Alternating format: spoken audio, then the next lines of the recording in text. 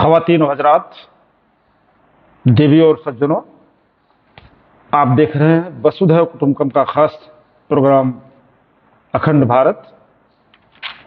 इस खास प्रोग्राम अखंड भारत में मैं आपका स्वागत करता हूं, खैर मकदम करता हूं। साथियों, जैसा कि मैं पहले अर्ज कर चुका हूं कि इस प्रोग्राम को शुरू करने का मकसद देश की एकता और अखंडता, इत्तेहाद और सालमियत, अमन व सलामती, तालीम व तरक्की, फलाह व बहबूदी के लिए आवाम को यानी जनता को विवादित इशूज, डिस्प्यूटेड टॉपिक्स, ज्वलंत और समसामयिक विषयों या इशूज पर सही, सटीक, समावेशी और सारगर्भित जानकारी उपलब्ध कराना है, ताकि भोली भाली जनता को आसानी से बहकाया, उकसाया और भड़काया न जा सके और देश की एकता, अखंडता, भाईचारा, देश प्रेम, सौहार्द बना रहे। साथियों, आज जिस टॉपिक पर, जिस मौजू पर चर्चा की जाएगी उसका नाम है मदरसा तालीम और उसके असरात। आज इस भाग एक में मदरसों की शुरुआत कैसे हुई, मदरसा किसे कहते हैं, इनका विकास कैसे हुआ, इनका डेवलपमेंट कैसे हुआ, मौजूदा वक्त में मदरसों की क्या पोजीशन है, इसमें कौन कौन सी डिग्रियां दी जाती हैं, इनका नेचर क्या है, इनका स्वरूप क्या है, इनका सिलेबस और कोर्स क्या है, इन मदरसों को आधुनिक बनाने, मॉडर्न बनाने और इसमें सुधार लाने के लिए सरकार द्वारा कौन कौन सी योजनाएं संचालित की जा रही हैं, कौन कौन से कार्यक्रम वर्तमान में चल रहे हैं, इनसे संबंधित, मदरसों से संबंधित कौन कौन से विभाग हैं वगैरह वगैरह पर आज विस्तार और तफसील पूर्वक चर्चा की जाएगी। अक्सर समाज में आप देखते होंगे कि मदरसों को लेकर एक वाद विवाद जारी रहता है। कुछ लोग मदरसों को शक की नज़र से देखते हैं, कुछ कहते हैं मदरसे कट्टरता और धर्मांधता फैला रहे हैं, कुछ लोग कहते हैं मदरसों में सुधार होना चाहिए, तरह तरह की बातें। और कुछ लोग हमारे उलमा हजरात हैं, जो हमारे मुफ्ती मौलवी हैं, वो मदरसों को लेकर तरह तरह की बातें करते हैं, फंडामेंटल राइट्स, हुकूक की बात करते हैं। तो इन पर हम विस्तार से चर्चा करने के लिए आज आपसे हाजिर हैं। सबसे पहले हम चर्चा करते हैं साथियों कि मदरसा किसे कहते हैं। मदरसा अरबी जुबान का, अरबी लैंग्वेज का लफ्ज है, जिसका मतलब होता है पाठशाला या पढ़ाई करने की जगह। यहाँ इन मदरसों में दीनी तालीम के साथ साथ आधुनिक तालीम भी दी जाती रही है। मदरसे शुरू से ही इस्लामी संस्कृति और सभ्यता के केंद्र रहे हैं और मदरसों से ही इस्लाम की तबलीग और प्रचार प्रसार किया जाता रहा। शुरू में मदरसे मस्जिदों में, खानकाहों में, दरगाहों में, सरायों में, सरकारी भवनों में, सरकारी दफ्तरों में, निजी मकानों में संचालित किए जाते थे। बाद में इनका जो इंडिपेंडेंट नेचर के भी मदरसे स्थापित किए जाने लगे। मदरसों को कायम करने के पीछे जो मकसद था, जो एम था, उस पर चर्चा करने से मालूम होता है कि मदरसे इस्लाम के प्रचार प्रसार के लिए, तबलीग के लिए शुरू किए गए थे। जैसे इस्लामी सिद्धांतों, कुरान, हदीस, फिक़ह, रोज़ा, नमाज, हज, ज़कात आदि को जानने, सीखने और सिखाने के लिए, यानी दीन को, मजहब को सीखने और सिखाने के लिए इन मदरसों को कायम किया गया था। मशहूर इस्लामी स्कॉलर मौलाना मनाजिर एहसान गिलानी ने अपनी मशहूर किताब हिंदुस्तान में मुसलमानों का निज़ाम ए तालीम और तरबियत में लिखा है कि जहाँ कोई आलिम या विद्वान बैठकर पढ़ाना शुरू कर देता था, वह मदरसों में तब्दील हो जाता था। कुछ इसी तरह मशहूर इस्लामी स्कॉलर अल्लामा शिबली नोमानी ने भी अपनी किताब मक़लात शिबली में लिखा है कि शुरू में मदरसे एक आलिम या विद्वान के नाम से हुआ करते थे। वे जहाँ बैठकर पढ़ाते थे वह मदरसा बन जाता था, जिसके चारों तरफ तुलबा और ज्ञान के साधकों का विशाल जमावड़ा हो जाता था। धीरे धीरे यह जगह मदरसों में तब्दील हो जाती थी। साथियों, इस्लामी इंपीरियलिज्म, इस्लामी साम्राज्यवाद के विकास के साथ साथ इन मदरसों का भी तेजी से विकास हुआ। जैसे जैसे इस्लाम अरब ममालिक से, अरब देशों से दूसरे विश्व के अन्य देशों में फैलता गया, उसी के साथ मदरसे भी इन देशों में विकसित होते गए। आइए हम देखते हैं कि भारतवर्ष में कैसे मदरसों की तामीर शुरू होती है और इसका क्या इतिहास है, कैसे यहाँ हिंदुस्तान में मदरसे स्थापित किए गए। साथियों, आप इतिहास, इस्लामी तारीख की कुछ जानकारी होगी तो आप जानते होंगे, उमैया खलीफा, अब्बासी खलीफा और उस्मानी खलीफाओं की जो पॉलिसी थी, जो फेनेटिक पॉलिसी थी, कट्टरता थी, उनके अंदर धर्मांधता थी और बदला लेने की जो उनकी स्ट्रेटजी थी, एक दूसरे से बदला लेते थे और कत्ल गारत, खूंरेजी, तमाम तरह तरह की लड़ाइयाँ करते थे, जंग लड़ते थे। इनकी इस शैली की वजह से, इस स्ट्रेटजी की वजह से मध्य एशिया से जो हम सूफी संत थे और बहुत सारे मुस्लिम उलमा, मुस्लिम स्कॉलर्स ये मजबूर हुए हिंदुस्तान में शरण लेने के लिए, पनाह लेने के लिए। और ये सूफी संत कुछ जो विदेशी हमलावर थे, जैसे मोहम्मद बिन कासिम, महमूद गजनवी, मोहम्मद गोरी, बाबर, हुमायूं और कुतुबुद्दीन ऐबक, इल्तुतमिश, इन लोगों के साथ बहुत सारे सूफी संत और इस्लामी स्कॉलर्स हिंदुस्तान आए। और ये सूफी संत कुछ अरब व्यापारियों के साथ भी दक्षिणी भारत में आए और पूरे देश में फैलते गए। और इन्हीं लोगों ने भी, इन लोगों ने जहां अपनी खानकाहें बनाई, दरगाहें बनाई, वहां भी मजहब की और इस्लाम की तबलीग और उनके बारे में बताना शुरू किया और ये धीरे धीरे ये मदरसे बनते गए। सबसे पहले साथियों, मैं दक्षिण भारत की बात करना चाहूँगा कि सबसे पहले मदरसे साउथ इंडिया में, दक्षिण भारत में स्थापित किए गए, कायम किए गए। भारत में मदरसों की शुरुआत सबसे पहले 7वीं और 8वीं सदी में अरब ताजिरों द्वारा केरल के मालाबार तट पर शुरू की गई थी। ये अरब व्यापारी, क्योंकि नए नए इस्लाम इन्होंने कबूल किया था, इनमें इस्लाम को लेकर खासा जोश और खरोश था, इनको पूजा पाठ और इबादत के लिए मस्जिदों की दरकार थी। भारतीय इतिहास की जो सबसे पहली मस्जिद भारत में तामीर हुई, वह आधुनिक आज के केरल जिले में, त्रिशूर जिले में सबसे पहले मस्जिद तामीर की गई थी। यह उस समय के जो राजा थे, राजा चेरुमल, राजा पेरुमल, इनकी इजाजत से मलिक दिनार एक अरब ताजिर था, इसने 629 ईस्वी में हजरत मोहम्मद सल्लल्लाहु अलैहि वसल्लम के समय में ही, जब वो जिंदा थे उस समय ही इस मस्जिद की तामीर कराया था, जो कमोबेश कुछ तब्दीलियों के साथ आज भी ये मस्जिद कायम है। इसके बाद जगह जगह मस्जिदें बनाई जाने लगी और इन्हीं मस्जिदों में मदरसे कायम किए गए और मदरसे शुरू किए गए। इस प्रकार सूफी संतों और जो स्कॉलर्स, जो मुस्लिम स्कॉलर्स जो पनाह लेने के लिए हिंदुस्तान में आए थे, हमलावरों के साथ और विदेशी जो हमारे इन्वेडर्स थे उनके साथ, तो इन लोगों ने मदरसों को शुरू करने में इनका अहम भूमिका रही है, इनकी अहम किरदार रहा है। साथियों, जैसे एक बिलीव है, एक विश्वास है कि सबसे पहले जो हिंदुस्तान में मदरसा कायम किया गया वो मोहम्मद गोरी, जो एक हम विदेशी हमलावर था, इसके वक्त में 1192 ईडी में अजमेर में शुरू किया गया था, तामीर की गई थी।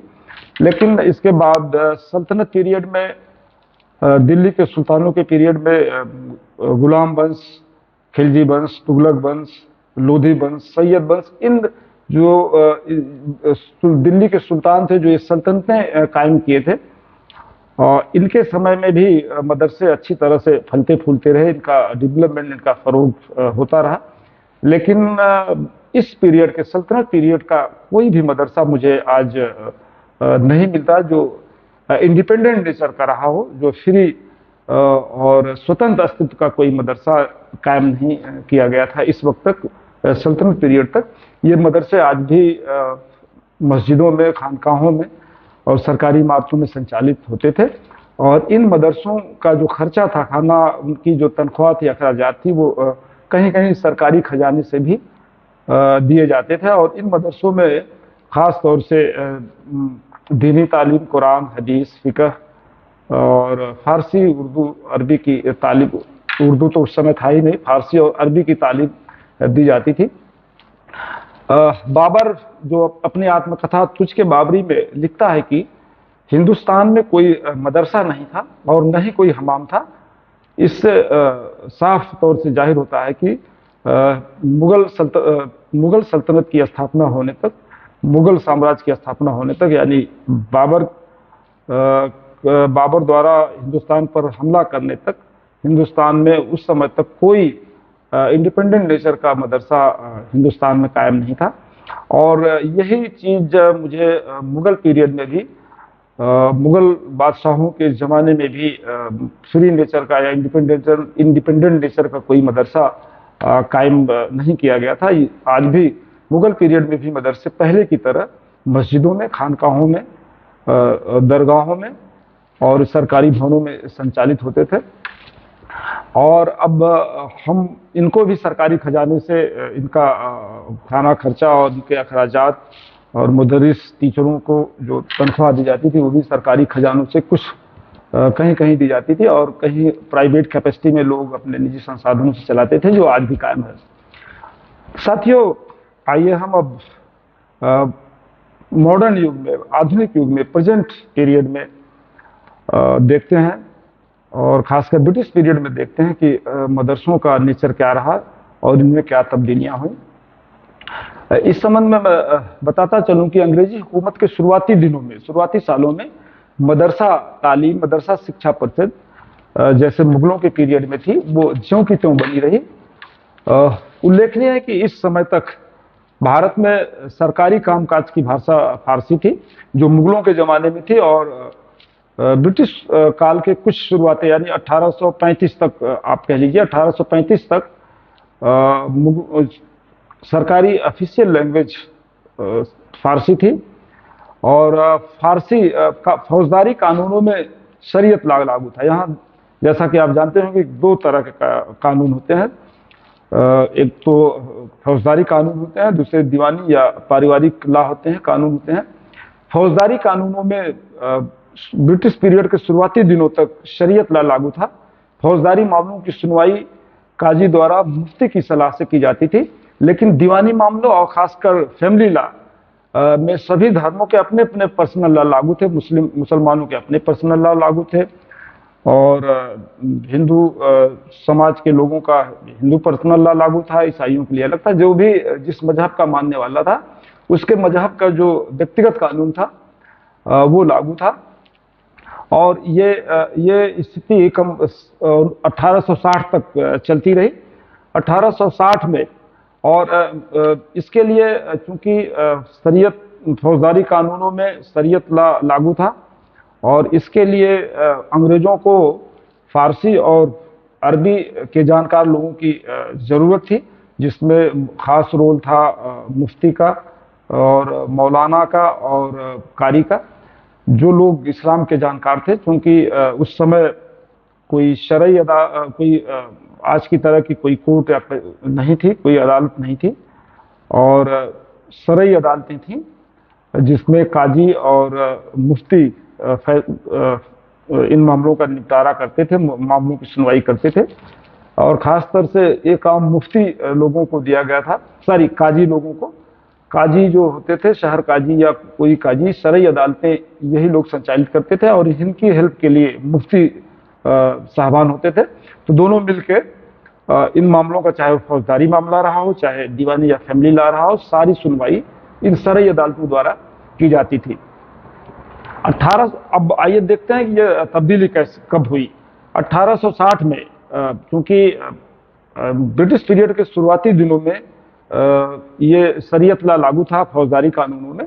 1860 में पहली बार आईपीसी, अंग्रेजों ने आईपीसी, इंडियन पेनल कोड लागू किया और पूरे मुल्क में शरई कानून, फौजदारी मामलों में शरीयत के कानून को हटाकर आईपीसी लागू कर दी गई, चाहे वो मुस्लिम समाज के लोग हों, सभी धर्मों के लिए, हिंदू, मुस्लिम, सिख, ईसाई, जो भी रिलीजियस कम्युनिटी थी, सबके लिए आईपीसी लागू कर दी गई। और फौजदारी मामलों में शरिया लागू होने की वजह से भारी संख्या में, एक चीज और मैं बता दूं कि ब्रिटिश पीरियड में मदरसे, क्योंकि इनको काजी और मुफ्ती की दरकार थी, ब्रिटिश पीरियड के शुरुआती दिनों में भी मदरसों का जो नेचर था वो बना रहा। और कुछ मदरसे, क्योंकि मुलाजमत के लिए इनको कारी, मुफ्ती और फारसी, अरबी, उर्दू लोगों की जरूरत थी, उर्दू के फारसी के जानकार लोगों की जरूरत थी, इसलिए सरकारी कैपेसिटी में भी मदरसे स्थापित किए गए। और जिसमें हम देखते हैं कि सबसे पहला जो मदरसा हमारा था वो 1761 में Lord Warren Hasting, governor general Warren Hasting ने 1761 ईडी में पहला हिंदुस्तान का जो ब्रिटिश पीरियड में स्थापित मदरसा था वो कलकत्ता मदरसा था, जो आज भी कायम है। क्योंकि इन मदरसों में फारसी और अरबी पढ़ाई जाती थी, जहाँ से ऐसे लोग निकलते थे जो अंग्रेजों के साथ उनके एडमिनिस्ट्रेशन में सहयोगी थे और उनकी हेल्प करते थे। इसीलिए शुरू में मदरसे सरकारी कैपेसिटी में स्थापित किए गए, लेकिन 1800 और इसके बाद दो तब्दीली होती है। क्योंकि सरकारी कामकाज की भाषा फारसी थी और 1835 में लॉर्ड विलियम बेंटिंक ने, 1865 में Lord William Bentinck governor general था उस समय का, इसने फारसी की जगह अंग्रेजी भाषा को ऑफिशियल लैंग्वेज घोषित कर दिया। यानी जब फारसी की जगह अब सरकारी कामकाज की भाषा अंग्रेजी हो गई। अब चूंकि इधर और उसके बाद 1860 में आईपीसी लागू कर दी गई। अब जो जरूरत थी अंग्रेजों को, ब्रिटिश हुकूमत को जो जरूरत थी फारसी और अरबी के जानकार लोगों की, शरीयत और मजहब के जानकार लोगों की, अब उसकी जरूरत नहीं रही। और अब ये एक तरह से मदरसे जो सरकारी कैपेसिटी में स्थापित होते थे वो बंद करा दिए गए। और एक और सुधार हुआ कि 1844 में लॉर्ड हार्डिंग, जो उस समय का गवर्नर जनरल था, उसने मदरसों से पास आउट बच्चों को सरकारी नौकरी में भर्ती होने पर रोक लगा दिया तथा सरकारी खजाने से वेतन जो मदरसों को दिया जाता था वो बंद कर दिया गया। और अब इसका दो रिएक्शन जो हुआ, इधर मुस्लिम समाज जो हमारे, क्योंकि अब काजी मदरसों की जरूरत कम, इनका जो इफेक्ट था, इनका प्रभाव था, इनकी जरूरत थी, जो इनकी नीड थी वो कम होती गई। इसी तरह फारसी भाषा का भी अब कोई इम्पोर्टेंस नहीं रहा। और एक चेंज और हुआ 1857 में, अंतिम मुगल बादशाह बहादुर शाह जफर 1857 की जंग में उनको गिरफ्तार कर लिया गया और उनके बच्चों को फांसी पर चढ़ा दिया गया और उनको गिरफ्तार कर रंगून भेज दिया गया, जहां 1861 के आसपास इनकी मौत हो जाती है। इससे मुसलमान, अब एक तरह से मुगल सल्तनत का खात्मा हो गया। इससे जो हमारे उलमा थे, हमारे काजी और इस मुस्लिम स्कॉलर्स, मुस्लिम लीडरशिप, ये लोग थोड़ा सा बदले की भावना में काम करना शुरू कर दिए। अंग्रेजों के उपरोक्त फैसले का मजहबी नेताओं और उलमाओं द्वारा कड़ा विरोध किया गया। उपरोक्त फैसले से इस्लाम को खतरे में तथा मजहब में हस्तक्षेप बताया गया। विरोध, इसकी मुखालफत में हमारे उलमा, मौलाना और जो हमारे सियासी लीडर थे, इन लोगों ने बहुत हद तक अंग्रेजी भाषा का विरोध किया, बहिष्कार किया तथा अंग्रेजी न पढ़ने की तबलीग किया। और बदले में भारी संख्या में इंडिपेंडेंट नेचर वाले मदरसों की स्थापना करना शुरू किया। और इसी समय दारुल उलूम देवबंद और मदरसा लखनऊ में मदरसा फिरंगी महल, और लखनऊ में ही दारुल उलूम नदवतुल उलमा, और बरेली में मदरसा मंजर इस्लाम, ऐसे बहुत सारे मदरसे जो इंडिपेंडेंट नेचर के थे, जो मस्जिदों और खानकाहों और मज़ारों से अलग थे, इनकी स्थापना की गई। और 1857 के बाद मदरसों को कायम करने का खास मकसद पश्चिमी सभ्यता और शिक्षा संस्कृति के हमले से इस्लाम और मुसलमानों की रक्षा करना था, इनकी हिफाजत करना था और इस्लामी शिक्षा और संस्कृति का प्रचार प्रसार और तबलीग करना था। साथियों, अब जो मदरसों की अहमियत थी, जो इम्पोर्टेंस था, वो एक झटके में ख़त्म हो गया और इसीलिए और बदले में हमारे जो उलमा हजरात थे, हमारे जो मुस्लिम स्कॉलर्स थे, कुछ सियासी लीडर थे, इन लोगों ने ज़बरदस्त इंग्लिश का और पश्चिमी सभ्यता, सिविलाइजेशन और कल्चर का ज़बरदस्त विरोध किया, जो बहुत कुछ आज भी कायम है। इस मुतालिक हम अगले एपिसोड में विस्तार से चर्चा करेंगे। साथियों, आइए अब हम देखते हैं कि इन मदरसों की क्या खासियत रही है, क्या विशेषताएं हैं इनकी। इनमें इनमें एक इनको लेकर जो बातचीत या गलतफहमी रहती है, वो उसके मुतालिक हम बात करते हैं कि इनकी क्या खासियत विशेषताएं रही। साथियों, ज़्यादातर मदरसे में आपको बताऊं कि आज के वक्त में दो तरह के मदरसे हैं जो उत्तर प्रदेश या भारत में संचालित हो रहे हैं। एक पहले मदरसे वो है जो मान्यता प्राप्त है, यानी रिकॉग्नाइज्ड मदरसे हैं, और दूसरे मदरसे वो हैं जो अनरिकॉग्नाइज्ड हैं, जिनका कोई डाटा या रिकॉर्ड सरकार के पास नहीं है। अनरिकॉग्नाइज्ड मदरसे प्राइवेट कैपेसिटी में सेल्फ फंडिंग द्वारा संचालित किए जाते हैं। रिकॉग्नाइज्ड मदरसे भी रिकॉग्नाइज्ड यानी मान्यता प्राप्त कुछ मदरसों में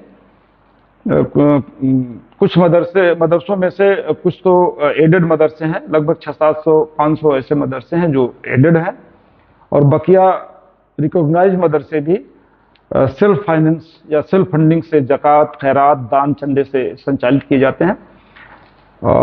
जो रिकॉग्नाइज्ड मदरसे हैं उनमें ज़्यादातर उनमें यूनिफॉर्मिटी है, उनका सिलेबस एक है, उनका इंफ्रास्ट्रक्चर का मानक बराबर सेम है, और उनकी डिग्री एक तरह है, उनका सिलेबस है, और बहुत सारी उनका यूनिफॉर्म है, बहुत सारा उसमें यूनिफॉर्मिटी है, और उनका संचालन सरकारी नियंत्रण के अधीन किया जाता है। लेकिन जो हमारे अनरिकॉग्नाइज्ड गैर मान्यता प्राप्त मदरसे हैं, उनमें कोई यूनिफॉर्मिटी नहीं है, न तो उनका सिलेबस एक है, न तो उनका कोर्स एक है, न तो उनका इंफ्रास्ट्रक्चर का मानक एक है, कोई यूनिफॉर्मिटी इनमें नहीं है। और इन्हीं मदरसों की जो खासियत है, मैं आज उनको संक्षिप्त में इनका बयान करता हूँ, इन पर चर्चा करता हूँ। गैर मान्यता प्राप्त मदरसे या तो बहुत बड़े पैमाने पर, जैसे नदवतुल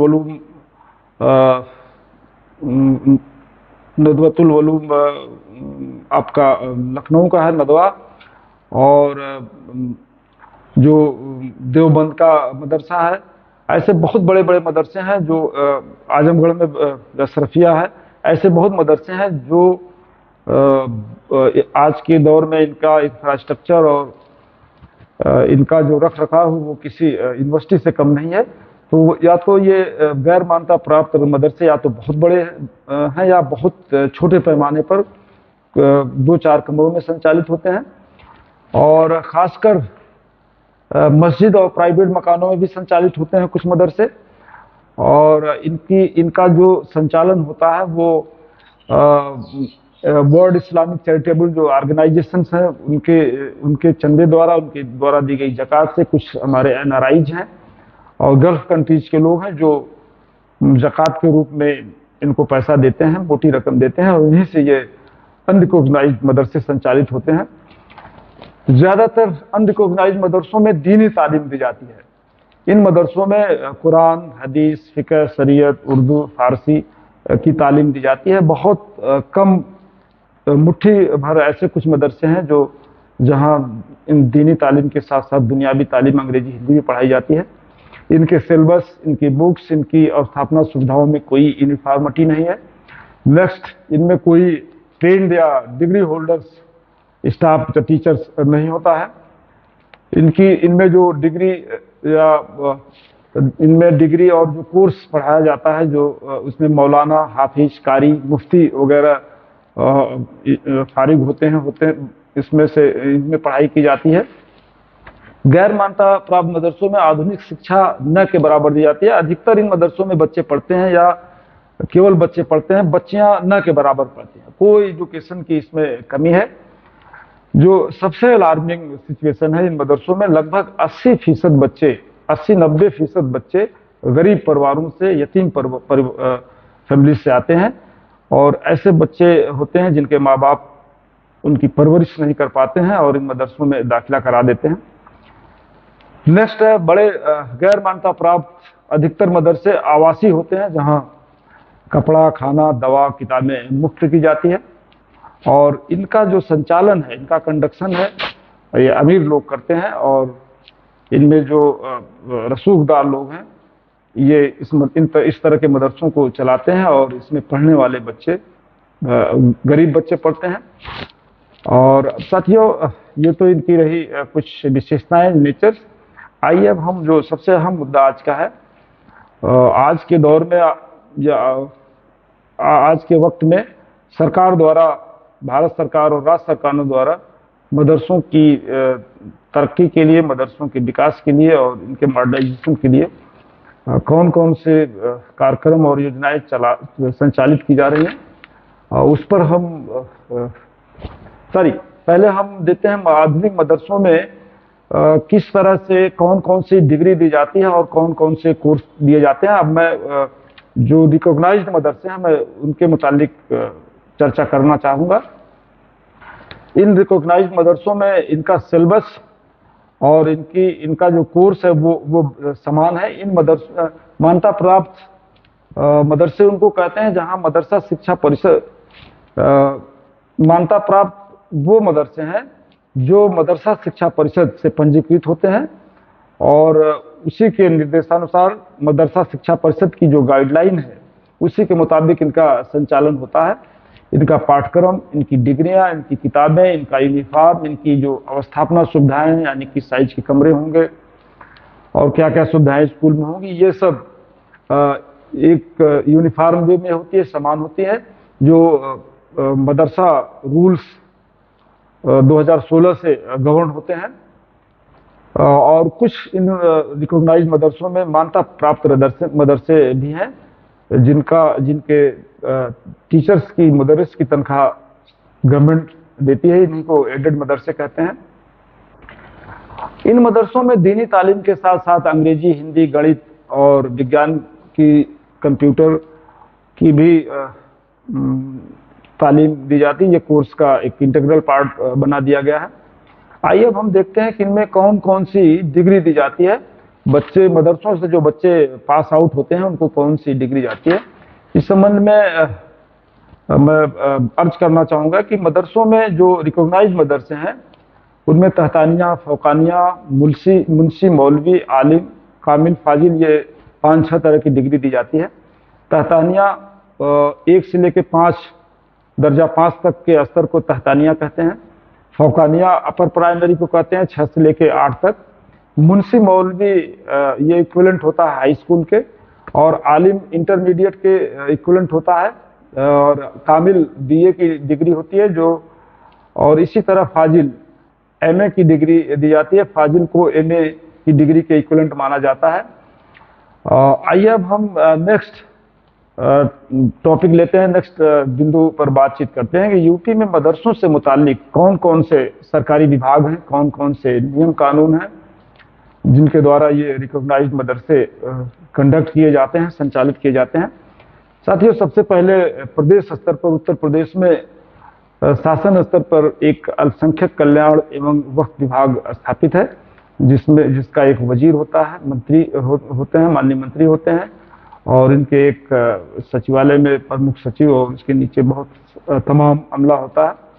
दूसरा एक अल्पसंख्यक निदेशालय है जो शासन द्वारा अल्पसंख्यक कल्याण निदेशालय है, जिसकी जिम्मेदारी होती है कि जो शासन द्वारा मदरसों के मुतालिक निर्णय लिए जाते हैं, ये अल्पसंख्यक कल्याण निदेशालय उनका अनुपालन कराता है। एक जो सबसे महत्वपूर्ण एक्ट पारित किया गया था 2004 में, उसका नाम है उत्तर प्रदेश मदरसा शिक्षा काउंसिल एक्ट। इस एक्ट में प्रोविजन किया गया है कि मदरसे कैसे संचालित होंगे और उनके लिए क्या क्या नियम कानून कायदे होंगे। इस अधिनियम की धारा 3A में एक परिषद के गठन का प्रोविजन किया गया है, बात की गई है, जिसके प्रोविजन के मुताबिक 2007 में उत्तर प्रदेश मदरसा शिक्षा परिषद का गठन किया गया था। और अब वर्तमान में मौजूदा वक्त में मदरसा शिक्षा परिषद ही इन मदरसों को, जो रिकॉग्नाइज्ड मदरसे हैं, उनके संचालन का संपूर्ण जिम्मेदारी, संपूर्ण दायित्व इन्हीं मदरसों से है द्वारा किया जाता है। और इसी काउंसिल द्वारा मदरसों की मान्यता दी जाती है, एग्जाम कंडक्ट कराए जाते हैं, जो भी जिस तरह भी नियम कानून है सब इन्हीं मदरसों द्वारा संचालित किए जाते हैं। और इस परिषद द्वारा एक रूल्स 2016 में एक रूल ड्राफ्ट किया गया था, जिसका नाम है Uttar Pradesh non government Arabic and Persian recognition and administration and service regulation for reorganization standard and condition rule 2016। ये बहुत लंबा नाम है और मैं तो मदरसा शिक्षा परिषद से और अल्पसंख्यक कल्याण निदेशालय से रिक्वेस्ट करना चाहूँगा कि इस नाम को थोड़ा सा छोटा कर दें। तो इस नाम को लेना बड़ा मुश्किल है। इसी मौजूदा वक्त में इसी रूल्स के मुताबिक प्रदेश के सभी मदरसे संचालित किए जाते हैं। साथियों, अब हम नेक्स्ट पॉइंट लेते हैं कि वर्तमान में सरकार द्वारा, प्रदेश सरकार द्वारा और केंद्र सरकार द्वारा मदरसों के आधुनिकीकरण के लिए और इनके रिफॉर्म्स के लिए कौन कौन से कार्यक्रम, प्लान्स, स्कीम और योजनाएं संचालित की जा रही हैं, इस पर हम चर्चा करेंगे। सबसे पहले आइए देखते हैं कि भारत सरकार द्वारा मदरसों के आधुनिकीकरण के लिए, इनके रिफॉर्म के लिए क्या स्टेप लिया गया था। साथियों, मदरसों के आधुनिकीकरण, मॉडर्नाइजेशन और सुधार के लिए वर्ष 2004 में केंद्र सरकार ने पहली बार national minority committee for minorities education का गठन किया था। इस समिति को मदरसों का सर्वे और अध्ययन कर सुधार और मॉडर्नाइजेशन के लिए सुझाव देने थे। सेंट्रल स्पॉन्सर्ड स्कीम फॉर, दूसरा जो स्टेप केंद्र सरकार द्वारा लिया गया था वो था central sponsored scheme for providing quality education in madrasa. यह योजना भारत सरकार द्वारा 2009 में आरंभ की गई थी, शुरू की गई थी। इसका पर्पस था कि मदरसों में क्वालिटी एजुकेशन कैसे दी जाए उस पर रिसर्च करना था और अपने सुझाव सबमिट करना था।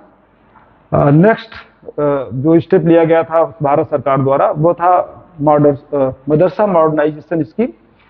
यह भी भारत सरकार द्वारा संचालित योजना है। इसके तहत मदरसों में 3 एक्स्ट्रा स्टाफ शिक्षक रखे जाते हैं, जिनका मानदेय सरकार द्वारा दिया जाता है। अब साथियों, अब आइए हम देखते हैं कि उत्तर प्रदेश में मदरसों के विकास के लिए और उनके मॉडर्नाइजेशन के लिए सरकार द्वारा क्या कुछ किया जा रहा है। इधर विगत कई सालों से और जब से माननीय योगी जी उत्तर प्रदेश के मुख्यमंत्री हुए हैं, उन्होंने मुख्यमंत्री के रूप में शपथ लिया है, मदरसों के मुतालिक कई ऐसी योजनाएं लागू की गई हैं जिससे मदरसों में सुधार हुआ है और उनका एक मॉडर्नाइजेशन की तरफ वो अग्रसर है और जिसका लाभ हमारे सभी मुस्लिम बच्चे ले रहे हैं। आइए हम बारी बारी से उन पर चर्चा करते हैं कि कौन से स्टेप्स माननीय मुख्यमंत्री जी श्री योगी आदित्यनाथ जी के निर्देशानुसार लिया गया है, उस पर हम चर्चा करते हैं। साथियों, सबसे पहला जो स्टेप या रिफॉर्म या सुधार किया गया था वो था मदरसों में सीबीएसई और यूपी बोर्ड की तर्ज पर मदरसों में भी सालाना इम्तिहान अब रेगुलर कराया जाने लगा। पहले होता था कि वार्षिक जो इम्तिहान होता था, एनुअल एग्जाम होता था, वो कई सालों तक नहीं होता था और जिससे बच्चों का मुस्तकबिल खराब होता था। माननीय मुख्यमंत्री योगी आदित्यनाथ जी के निर्देश पर अब सीबीएसई और यूपी बोर्ड की तर्ज पर मदरसा शिक्षा परिषद द्वारा हर साल एनुअल एग्जाम कंडक्ट कराया जाता है सभी मदरसों में और समय से उनका रिजल्ट घोषित किया जाता है। इसी तरह मदरसों में अब नया सिलेबस सीबीएसई के पैटर्न पर लागू कर दिया गया है। जो पैटर्न सीबीएसई का है वो माननीय मुख्यमंत्री जी के निर्देशानुसार सारे मदरसों में लागू कर दिया गया है। और एनसीईआरटी की बुक्स अब इन मदरसों में पढ़ाई जाने लगी हैं। कुछ जो हमारे एडेड मदरसे हैं उनमें एनसीईआरटी की books free of cost distribute की जाती है, वितरित की जाती है। और जो सबसे इम्पोर्टेंट स्टेप लिया गया था इन मदरसों के मॉडर्नाइजेशन में और आधुनिक शिक्षा के लिए, वो था कि अब मदरसों में अंग्रेजी, हिंदी, गणित, विज्ञान, कंप्यूटर की भी शिक्षा देना अनिवार्य कर दिया गया था। पहले के सिर्फ अंग्रेजी और हिंदी ही पढ़ाई जाती थी, अब इन मदरसों में कंपल्सन कर दिया गया है, भूगोल पढ़ाया जाएगा, ज्योग्राफी, इतिहास, कंप्यूटर साइंस, मैथ, हिंदी, अंग्रेजी, अब इनका पढ़ाया जाना अनिवार्य कर दिया गया है। कुछ मदरसों में मिनी आईटीआई योजना संचालित की जा रही है। जो हमारे एडेड मदरसे हैं उनमें मिनी आईटीआई योजना लागू की गई है, जिसमें कुछ ट्रेड्स डिसाइड किए गए, जैसे फिटर हुआ, प्लम्बर हुआ, इलेक्ट्रीशियन, 4-6 ऐसे ट्रेड्स हैं जिनसे इन मदरसों में पढ़ने वाले बच्चे पास आउट करने के बाद अपनी रोजी रोटी से जुड़ सकें। ये भी मुस्लिम बच्चों के लिए एक खास योजना थी। और जो 2017 में जो सबसे अहम सुधार मदरसों के लिए किया गया वो था मदरसा पोर्टल का डेवलपमेंट। मदरसा पोर्टल एक ऐप लागू किया गया था 2017 में, जिस पोर्टल पर सभी रजिस्टर्ड मदरसों से संबंधित समस्त विवरण दर्ज किया जाना अनिवार्य कर दिया गया है। इस पोर्टल पर अब जो भी रजिस्टर्ड मदरसे हैं उनको अपना सारा डिटेल इस पर दर्ज करना होगा। कोई भी व्यक्ति लॉगिन कर किसी भी मदरसे का संपूर्ण विवरण, पूरा डिटेल देख सकता है। साथियों, यह पोर्टल भ्रष्टाचार रोकने और पारदर्शिता लाने में एक मील का पत्थर साबित हुआ है। इसके पहले मदरसों में बहुत सारी शिकायतें थी, करप्शन था, कुछ फर्जी इनरोलमेंट थे, बच्चों का इंफ्रास्ट्रक्चर क्या था, कुछ ऐसे कुछ यहाँ वहाँ से जोड़कर लोग करते थे, जो मानक था वो भी पूरा नहीं करते थे। और अब इस पोर्टल को लॉन्च करने के बाद अब सारा डिटेल इस पर फीड करना कंपल्सन कर दिया गया। साथियों, आप इससे अंदाजा लगाइए कि इस मदरसा पोर्टल 2017 में लॉन्च होने के पहले उत्तर प्रदेश में रिकॉग्नाइज्ड मदरसों की कुल तादाद लगभग 19,123 थी। और इस पोर्टल को डेवलप करने के बाद अब जो तादाद बची है वो सिर्फ 16,513, लगभग 4-5 हजार मदरसे कम हो गए हैं। इससे अंदाजा लगाया जा सकता है कि किस तरह धांधली और धोखाधड़ी मदरसों में होती थी, जो फर्जी इनरोलमेंट के रूप में और रजिस्ट्रेशन के रूप में लोग कराते थे। साथियों, और एक और महत्वपूर्ण स्टेप इस सरकार द्वारा लिया गया है। अब मदरसों में कक्षा 1 से लेकर 12वीं कक्षा तक जितने सब्जेक्ट हमने बताए हैं उनका पढ़ाया जाना, जैसे अंग्रेजी, हिंदी, कंप्यूटर, मैथ, साइंस, विज्ञान, सिविक्स, इनका पढ़ाया जाना कंपलसरी कर दिया गया, अनिवार्य कर दिया गया। अब दीनी तालीम के साथ साथ इन सब्जेक्ट की भी तालीम बच्चे ले सकेंगे। और इसी तरह पूर्व में जो पहले केवल हिंदी और अंग्रेजी ही पढ़ाया जाना कंपलसरी था, जरूरी था, अब ये सारे विषय पढ़ाए जाएंगे। इसी तरह मदरसों में जो छुट्टी फ्राइडे को होती थी, और प्रदेश के सारे मदरसों में ये भी एक बड़ा मौक था, हास्यास्पद था कि फ्राइडे को छुट्टी होती थी और संडे को ये स्कूल खुलते थे। तो इस तरह से 2 संडे भी खराब होता था बच्चों का और शुक्रवार को भी बंद रहता था। हफ्ते में लगभग 2 दिन इन मदरसों में पढ़ाई नहीं होती थी, जिससे बच्चों का नुकसान होता था। जो सबसे इम्पोर्टेंट पॉइंट पर मैं चर्चा करना चाहूँगा, जो मॉर्निंग प्रेयर है मदरसों में, अब इस सरकार ने, माननीय मुख्यमंत्री जी ने राष्ट्रगान को कंपल्सरी कर दिया है। अब प्रत्येक मदरसे में जो मॉर्निंग की प्रेयर होती है उसमें राष्ट्रगान का गाया जाना अनिवार्य कर दिया गया है। इसके पहले कुछ मदरसे राष्ट्रगान गाते थे, कुछ नहीं गाते थे, जिसको लेके समाज में वैमनस्यता फैलती थी, वाद विवाद होता था, तर्क वितर्क होता था और जिससे माहौल खराब होता था। अब राष्ट्रगान कंपल्सन कर दिया गया है और मैं इसके माध्यम से सारे मदरसों के जो मदरिस हैं, जो उनके मैनेजिंग कमेटी के लोग हैं, जो प्रिंसिपल्स हैं, उनसे मैं अनुरोध करूंगा कि इस आदेश का सख्ती से पालन कराएं और राष्ट्रगान को जरूर 100% इसको इंश्योर कराएं कि उनकी जो मॉर्निंग प्रेयर्स है, प्रार्थना सभाएं सुबह की हैं, उसमें जरूर इसका गान किया जाए। साथियों, चूंकि वक्त की कमी और चूंकि वीडियो लंबा हो जाएगा, इसलिए अब आज की जो वार्ता है, बातचीत है, हम खत्म करते हैं। आज के इस एपिसोड में बस इतना ही। अगले एपिसोड में हम मदरसों, अगले एपिसोड भाग 2 में हम मदरसों में जो रिफॉर्म्स किए जाने हैं और मदरसों के जो मदरसा शिक्षा से जो असरात हैं, इफेक्ट हैं, और उनके बारे में, और एक जो अहम मुद्दा इशू होता है कि मदरसों में क्या कट्टरता या धर्मांधता की शिक्षा दी जाती है, उस मुतालिक अगले एपिसोड भाग 2 में हम विस्तार से तफसील से चर्चा करेंगे।